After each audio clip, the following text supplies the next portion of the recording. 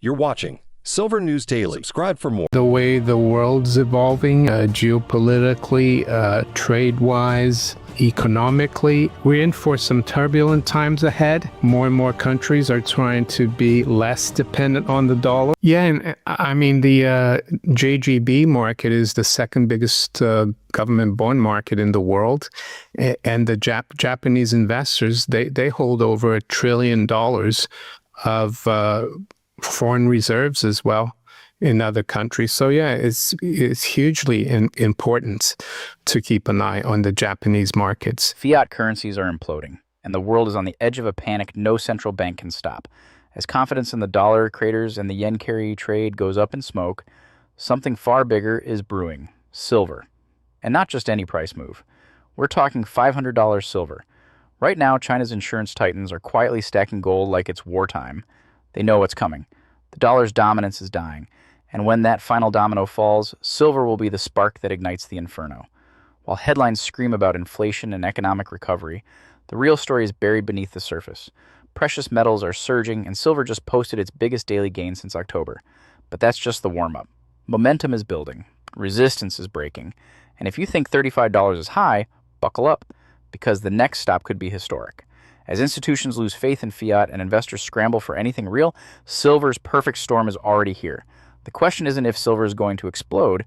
The only question is, are you ready before the world wakes up? Yes, I think it's like an expansion of what governments and central banks have been doing, especially China and the other global South nations. They've been increasing their net holdings of gold over the last 3.5 years. And I think now the Chinese are thinking, well, we need to get financial institutions to do the same. And I don't think they had any provisions for insurance companies. So they announced in February that they could have up to 1% of their assets in gold. And Elijah, the more I see the way the world's evolving, geopolitically, trade-wise, economically, I think we're in for some turbulent times ahead, and I think more and more countries are trying to be less dependent on the dollar. So this is just normal. And I speculated in this recent video because this is kind of old news, but my speculation is that eventually this provision for insurance companies could go up, maybe 5%, maybe 10% in a few years. And it wouldn't be surprising, because if you look back over 100 years, most central banks, they held like almost 90% of their assets were gold. So why shouldn't financial institutions also do so? And yeah, that was the premise of my argument. While the world watches gold, China is quietly waging a different kind of war, one that doesn't involve bullets, but bullion. Insurance giants across the country have been piling into gold at an unprecedented pace, signaling a shift that goes far beyond portfolio diversification. This isn't about hedging inflation. This is about hedging collapse. The US dollar, long considered the bedrock of global finance, is losing its grip, and the Chinese know it. As trust in Western financial systems erodes, Beijing is executing a calculated pivot toward hard assets. And it's not just happening in public view. Behind closed doors, Chinese institutions are liquidating foreign bonds, unloading US treasuries, and converting reserves into precious metals at breakneck speed. The signal couldn't be clearer.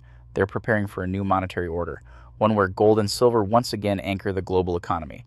This quiet gold war is setting the stage for silver's dramatic return to power. Because when gold starts moving like this, silver doesn't just follow, it explodes. And if China's massive hoarding is any indication, that explosion is closer than anyone realizes. Yeah, no, I mean, since the administration started on January 20th, the dollar has dropped from like 109 on the dollar index to around 100 right now. So yeah, it has come off. And I mean, it's the Keynesian fallacy as well, that if you devalue, your exports will go up and it will cut the trade balance. But I've never seen a country around the world, and there are many examples of this, especially in the third world, countries that devalue and debase their currencies. They never become wealthy and export things, because a lot of times you also have to import like intermediate goods or commodities to produce the finished goods, the manufacturing goods in the U.S. So if your dollar is weak, it's going to cost more.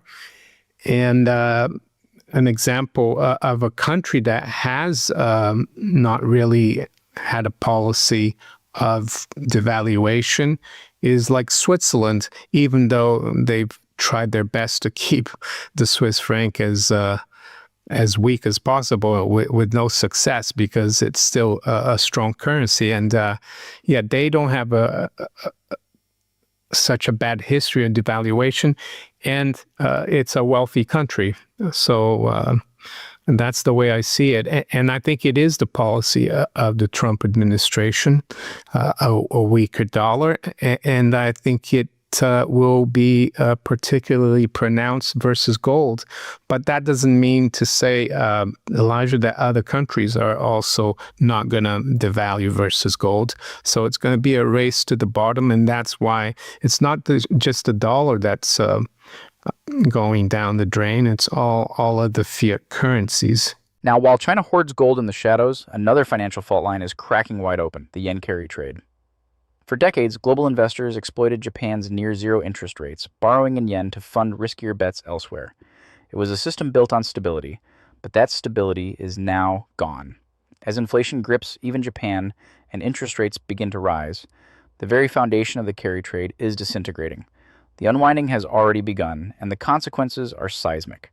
Investors who were leveraged to the teeth are now being forced to unwind those positions fast, triggering a massive ripple effect across global markets. What happens when trillions of dollars flee over-leveraged assets at once? They don't just vanish, they rush to safety, and that flood is heading straight toward precious metals. As liquidity tightens and financial structures unwind, gold may be the first port of call, but silver, with its lower price point and explosive upside, becomes the high leverage hedge of choice. Traders are watching the yen collapse, not just as a currency story, but as a signal of what comes next. A flight from paper promises to physical reality. The same institutions that once played the currency game are now being cornered into metals, and silver, undervalued, underheld, and under the radar, is their escape hatch. And we've had inflation for decades, if you look at the money supply, because that's the true definition. But I know what you mean, the CPI, that has gone up. And what was happening prior to 2022 is that every time the government and the central bank inflated the system fiscally and monetarily, all that credit and currency went into financial assets. This time, it came out of financial assets like stocks and bonds and went into consumer goods, and people feel it. And I think, yes, the government is how are they going to react? Well, they're going to tinker with the data. They're going to find new ways of revising the CPI, just like they've been doing since the 80s. If you look at Shadow Stats and John Williams, they've done it here in the UK in 2022. It chopped off like 1% off CPI. And the other thing they're going to do, I think, even if we have a Republican administration, they're going to bring in price controls. I think that's what Richard Nixon tried to do. And all of those things are going to fail. And people are not going to be happy. They're going to be more and more unhappy. Yes, you can try to get OPEC to produce a lot more oil and bring the oil price down, but that's not really bringing inflation down. It's just bringing oil prices down. So ultimately, I mean, the way to kill inflation would be to have a massive recession, massive Great Depression. That's the only way to eliminate a lot of that funny money that's been put onto the money supply over the last few decades, especially the last 15 years. So I don't see any politician, be it in the U.S. or in Europe, wanting to do the right thing in terms of that, because the general public still expects Peter to pay Paul. As I mentioned the other day, Frederick Bastiat, he said that the state is the great fiction by which everyone wants to live at the expense of everyone else, and it still applies. Confidence in fiat money is evaporating, and it's not just investors who are waking up. Governments and central banks are scrambling too. What we're witnessing is a systemic collapse in belief, the very trust that once gave paper currencies their power. With inflation ravaging real incomes and national debts spiraling into the stratosphere, faith in central bank solutions is gone. Every rate cut, every stimulus, every promise of a soft landing now rings hollow. People are beginning to realize that these currencies aren't backed by anything, and when belief dies, fiat dies with it. This crisis of confidence is fueling a stampede into tangible assets. Gold is already benefiting, but silver is where the panic is headed. It's cheaper, more accessible, and historically moves faster in times of turmoil. We've seen it before. In past inflationary storms, silver didn't just rise, it detonated. And right now, with the dollar wobbling and trade policies in chaos, that storm is back. Investors aren't waiting for central banks to act. They're acting first. And what they're doing is simple: dumping paper, buying metal. As the old money system unravels, silver is becoming the lifeboat, and the rush for seats has already started. Yeah, and if you look at the, aside from the sovereign nations buying gold for their central banks or treasuries, if you look at the so-called smart money, the family offices, I saw something from UBS. I think it was in Gold We Trust, the Ronald's shop in Liechtenstein, Incrementum AG. That's what the name I wanted. He had a bar chart, and these family offices are like private hedge funds for the most wealthy families on the planet. They still only hold 2% of their assets in gold. It's not much, 2%, and 1% in commodities. And the rest is still mostly stocks and bonds, private equity. So, yeah, the public hasn't even really put their toes in the water as far as gold and silver are concerned.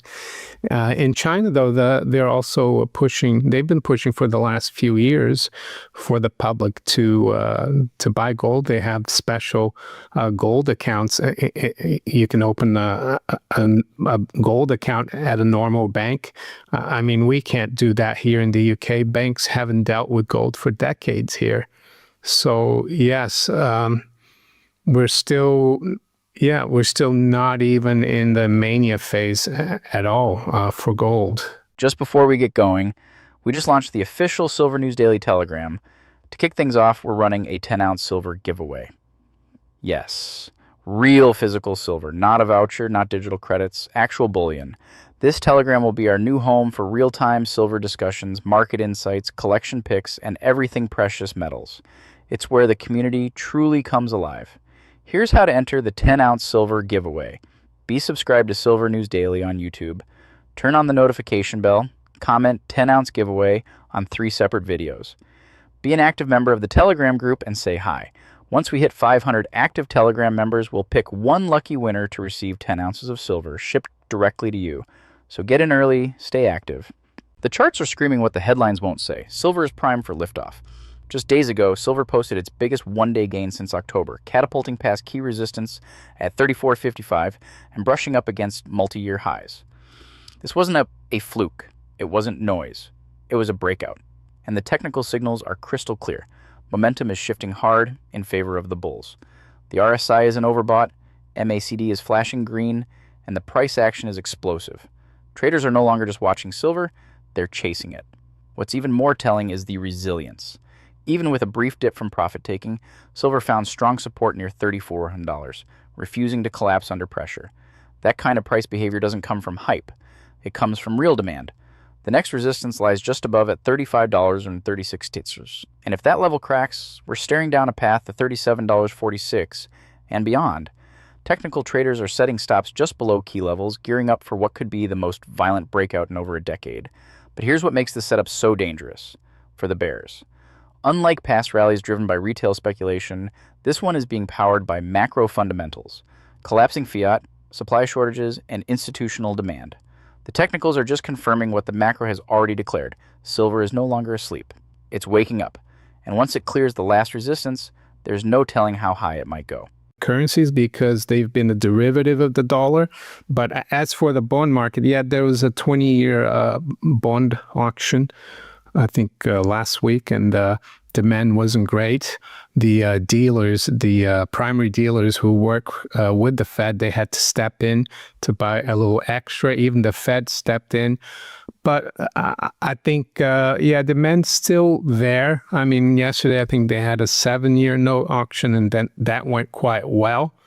But as I spoke with you before we got on, there's a lot of talk now about a provision in the big, beautiful bill. Well, it's a section in it, 899, and it talks. It gives the Treasury power to tax foreign investors, and some people are concerned that it could apply to U.S. Treasury coupon or income, even though there's like an international understanding now that you shouldn't have withholding tax on interest income from government bonds. So I think that puts more uncertainty into treasuries. And after August, I think there's going to be like $7 trillion to roll over only this year of all the debt that has been accumulated and hasn't been able to be rolled over because of the debt ceiling. So yeah, I think it's a huge problem. The technical picture for let's say the 10-year futures and the T-bond futures doesn't look very good. And personally, I've been saying since 2020, 21, even 2019, that I thought we were near the end of the bond bull market. And that's been the case since 2020. Yields have been rising. We've had some kind of consolidation since for the last year and a half, but we could very easily see yields spike again. Maybe that's what Trump and Powell were speaking about yesterday at the White House. I know Trump told him that he was wrong not to cut rates, but I had a look, Elijah, since the Fed cut rates last year in September by 50 basis points, they cut another 2 times by 25. And the 10-year yield is actually up almost 1 full percent. It was at around 360 when they started cutting, and it's now around 440. So I'm not sure if cutting rates is the solution. I'm not like being like partisan here. I'm just giving you the facts. But we're seeing a few weak numbers as well. We saw PCE today came in a little lower than expected, the core and the headline number, and we've seen jobless claims jump up to like 240. So maybe bonds will stabilize a little bit, but over the medium to long term, I think it would be a big problem for the Treasury, for refinancing, and the cost of interest expense. Even Elon Musk came out the other day and said he's not impressed with the big, beautiful bill. He said you can't have a big and beautiful. You can only have one or the other. The big players aren't waiting. They're moving, and fast. Behind the scenes, central banks and institutions are quietly loading up on silver, even as the spotlight stays fixated on gold. This is the smart money at work. They see the writing on the wall. The dollar is weakening, inflation is sticky, and global confidence in sovereign debt is eroding. These institutions aren't just buying metals, they're hedging systemic collapse. And while their gold purchases make headlines, it's their silver positions that could deliver the biggest surprise. Silver is still flying under the radar, which makes it the perfect stealth asset. Physical inventories are being drained, premiums are creeping up, and delivery times are stretching. COMEX stocks are thinning, and even industrial users are starting to panic about supply. But that's exactly how the big players like it. Quiet accumulation before the fireworks begin. What's different this time is scale. This isn't a small reallocation. It's a global shift in capital, moving from intangible promises into hard assets. Hedge funds, sovereign wealth funds, even pensions are dipping into precious metals. And as silver gains technical momentum, institutional allocations are increasing. They know what's coming. The old rules are breaking down, and when that happens, silver isn't just an asset, it's insurance. The moment the public catches on to what the institutions are already doing, the silver market won't just tighten, it'll lock. Yeah, and I heard President Trump saying, because a reporter asked him about the deficits and the bill, and he said, and it was, they were referring to Representative Thomas Massie, and he said he doesn't know what he's talking about. He doesn't know about government.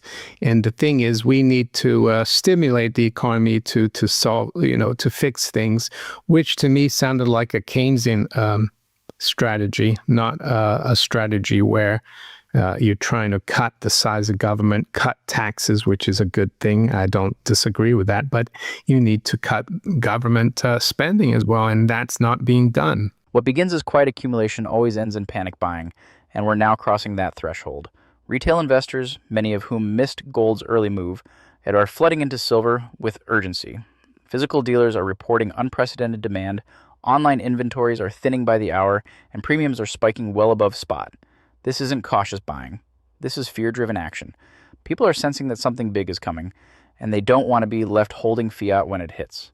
This behavior mirrors the early stages of every major silver bull run. At first, the institutions move quietly. Then, momentum builds. And finally, the public piles in, fast, loud, and in massive volume. That's where we are right now. You have people buying junk silver, kilobars, coins, anything they can get their hands on. Social media is lighting up with silver stackers comparing delivery delays and out-of-stock notices. And unlike past surges, this isn't just a Reddit-fueled frenzy. It's broad-based, global, and growing. The panic is spreading because the fundamentals are impossible to ignore. Currency devaluation, supply chain stress, geopolitical chaos, it's all converging. And silver, still cheap relative to gold, is the logical outlet. Every wave of retail demand tightens the market further, pushing prices higher and squeezing out the latecomers. At some point, silver stops being available at any price you're willing to pay. And the way demand is accelerating right now, that moment is no longer theoretical. It's imminent. Yeah, well, on an individual basis, we're more immune because we can do things that will help protect us financially, like having physical gold and silver, like getting out of debt, even though you could see the value of that be obliterated by inflation. The important thing about that, though, is that you have to make sure that you're able to carry that debt and not go bankrupt before the currency collapses.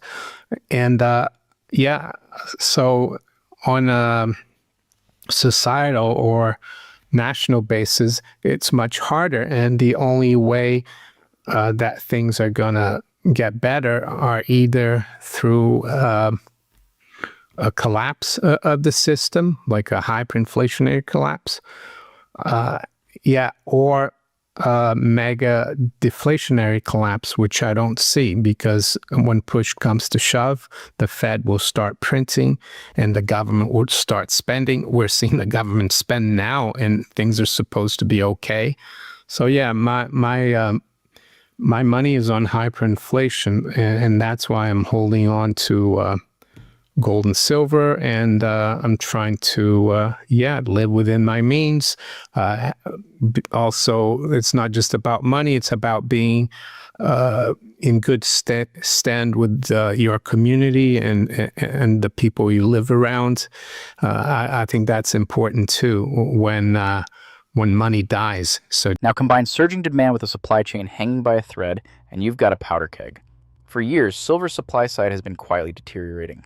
Mining output is declining, ore grades are falling, and new discoveries are rare and increasingly expensive to develop. Meanwhile, industrial usage keeps hitting new records. fueled by the global push for solar energy, electric vehicles, and high-tech infrastructure. The result? A deepening structural deficit that no amount of financial engineering can hide. We've already seen signs of stress. Silver's above-ground stocks are shrinking, refiners are running at full capacity, and lead times for physical delivery are stretching longer with every passing week. When investors panic buy silver, they're not just pushing the price. They're draining what little physical supply is left. That's when the real crunch begins. Because unlike digital assets or fiat currency, you can't just print more silver. It has to be mined, processed, refined, and delivered. And that takes time the market no longer has. And let's not forget the geopolitical backdrop. With tensions rising globally and protectionist trade policies reemerging, supply routes are being disrupted just as demand hits escape velocity. The industry is warning of apocalyptic shortages, and that's not hyperbole. If the current trajectory continues, we could see a scenario where physical silver is effectively unavailable, no matter the price. That's not just a market squeeze, that's a full-scale breakdown. And once that domino falls, the consequences will ripple far beyond the silver market. Yeah, I mean, we had a scare last August with the yen carry trade. And the yen carry trade is basically not just Japanese investors, but foreign investors borrowing very cheaply in yen and then taking the proceeds in dollars, euros, pounds, or Aussie dollars and buying high-yielding assets. And that's worked well the last couple of decades because the Japanese authorities, they've had a policy of keeping the yen weak and keeping rates at zero or negative. But now with rates all around the world going up, even though the Japanese central bank, the BOJ, is still doing like, I think, $40 billion of QE every month, they haven't been able to keep their yields, bond yields, low. For example, the 40-year has gone from like near zero or even negative 4 or 5 years ago to over 3% now. So what that does is that it makes the yen stronger because Japanese investors, they're bringing a lot of their funds home because they can get a higher yield in Japan. So that strengthens the yen. The people who have borrowed in yen, who did the carry trade, they're getting crucified on their borrowings in yen because the yen's going up in value and the cost of borrowing is going up. So what they do is they liquidate their higher yielding assets in the West and to close out that trade. And so the thing to do if you want to keep track of the Japanese yen carry trade is to see if the dollar is dropping a lot versus the yen. That's a bad sign. And also to see if the 10-year and the 40-year JGB yield, if they start going up and the yen starts going up, and that's bad. Right now, it's kind of stabilized, but it could affect U.S. financial markets, European financial markets, and it could have like a domino effect, contagion. The silver panic isn't happening in a vacuum. It's part of a larger monetary unraveling that's now accelerating toward hyperinflation. Governments are printing like there's no tomorrow, debt ceilings are becoming irrelevant, and real yields are collapsing under the weight of endless stimulus. This isn't economic growth, it's currency dilution on a historic scale. And for anyone paying attention, the conclusion is inescapable. Fiat money is burning, and silver is the fireproof safe haven the world is running to. Just look at what's happening with gold. It's already charging toward new records, but silver hasn't even begun to catch up. The gold-to-silver ratio remains historically stretched, signaling that silver is dramatically undervalued. In past inflationary cycles, silver didn't just follow gold, it played catch-up with a vengeance. And now, with central banks boxed into a corner and real-world inflation far higher than the official numbers suggest, silver is being revalued in real time. We're entering a world where hard assets will dominate and paper wealth will evaporate. This isn't theory, it's already underway. Grocery bills, rent, fuel, it's all climbing while currencies lose value daily. People are beginning to understand that money, as they know it, is changing. And silver, once dismissed as a relic, is being rediscovered as the essential tool for wealth preservation. In a hyperinflationary environment, silver isn't just a hedge, it's a necessity. And the markets are finally catching up to that reality. What we're witnessing isn't a silver rally, it's a global monetary reset unfolding in real time. Every crack in fiat, every tremor in the bond markets, every ounce of gold China locks away is pushing silver toward a reckoning the world isn't ready for. The breakout above $35 was just the beginning. With institutional demand surging, retail panic spreading, and a full-blown supply crisis taking shape, the path to $500 silver is no longer some fringe prediction. It's the logical conclusion of a system that has run out of answers. The market is waking up to a reality it has ignored for too long. Silver is money. It always has been. And in times of chaos, it doesn't just survive. It dominates. Whether it's to protect wealth, escape inflation, or hedge against financial collapse, silver is rapidly becoming the cornerstone of the new monetary era. So if you've been watching from the sidelines, this is your signal. Because when the next phase begins, hesitation won't just be costly, it'll be fatal. Subscribe now to stay ahead of the curve. And remember, this isn't financial advice.